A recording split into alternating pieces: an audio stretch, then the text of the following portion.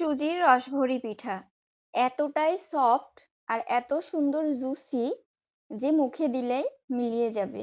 দেখুন, আমি আজকে সুজির রসভরি পিঠাটা তৈরি করেছি। তো চামচ স্পর্শ করার সাথে সাথেই ভেঙে যাচ্ছে। মানে কতটা সুন্দর জুসি হয়েছে যে চামচও লাগানো যাচ্ছে না। তো আমি কিভাবে পিঠাটা তৈরি করেছি চলুন আপনাদেরকে দেখাই। এখানে আমি বাটিতে ২ টা ডিম নিয়েছি। এই ডিমগুলোকে আমি সুন্দর করে কাঁটা চামচ দিয়ে এটাকে ফেটিয়ে নিব। তো এই যে আমি কাঁটা চামচের সাহায্যে ডিমটাকে ফেটিয়ে নিচ্ছি। এখন এর ভিতরে এই পর্যায়ে আমি দিব সামান্য একটু লবণ এবং চিনি। আবারও আমি এটাকে সুন্দর করে ফেটিয়ে নিব। তো দেখুন আমার অনেকটাই ফেটানো হয়ে গেছে। এখন আমি এখানে ১০০ গ্রাম মতো সুজি নিয়েছি।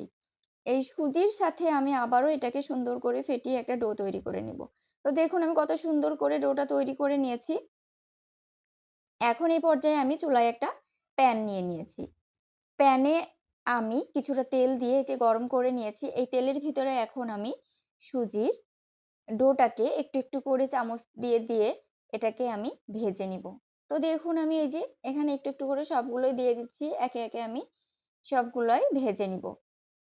এই যে আমার এক পাশ কিন্তু ভাজা হয়ে গেছে অলরেডি। এটাকে আমি এখন উল্টিয়ে দিব। দেখুন কত সুন্দরভাবে আমার এক পাশ ভাজা হয়ে গেছে। আর শেপটা কত সুন্দর হয়েছে। এই যে আমার ভাজা শেষ। এখন আমি এগুলোকে উঠিয়ে নিচ্ছি। বাকি ডোগুলো আমি দিয়ে আবারও ভেজে নিয়েছি। তো এই যে আমার ভাজা শেষ। কত সুন্দর হয়েছে আমার সুজির পিঠাগুলো।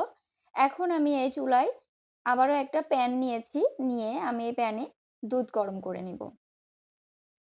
তো এই দুধের ভিতরে আমি কিছুটা পরিমাণে এলাচ এবং দারচিনি দিয়ে এই যে দুধটাকে আমি সুন্দর করে ফুটিয়ে নিয়েছি মসলার সাথে, তাহলে সুজির পিঠার স্মেলটা অনেক সুন্দর আসবে। এখন আমি একটু ১০০ গ্রাম মতো চিনি এড করলাম। আবারও আমি দুধটাকে একটু জ্বালিয়ে নিব চিনির সাথে মিশিয়ে, এবং দুধটা আমার ফোটা হয়ে গেলে আমি এখানে সুজির পিঠাগুলো এড করে দিব। দিয়ে আমি এটাকে কিছুক্ষণ ঢেকে রাখবো। ০.৫ ঘন্টা মতো ঢেকে রাখবো। তারপরে আমার সুজির পিঠাটা সুন্দরভাবে তৈরি হয়ে যাবে। তো এই যে আমি উল্টিয়ে দিচ্ছি। এখন এই পর্যায়ে আমি ঢাকনা দিয়ে আমি এটাকে রেস্টে রেখে দিব ০.৫ ঘন্টা। তো এই যে আমি ঢাকনা দিয়ে দিচ্ছি। এখন আমি এটাকে ০.৫ ঘন্টার জন্য দেখুন কত সুন্দর রসে টইটুম্বুর হয়ে গেছে আমার পিঠাগুলা। তো এইভাবে আপনারা বাসায় ট্রাই করবেন। দেখবেন অনেক সুন্দর হয় এবং খেতেও অনেক সুস্বাদু হয়। এই ছিল আমার আজকের রেসিপি। আল্লাহ হাফেজ।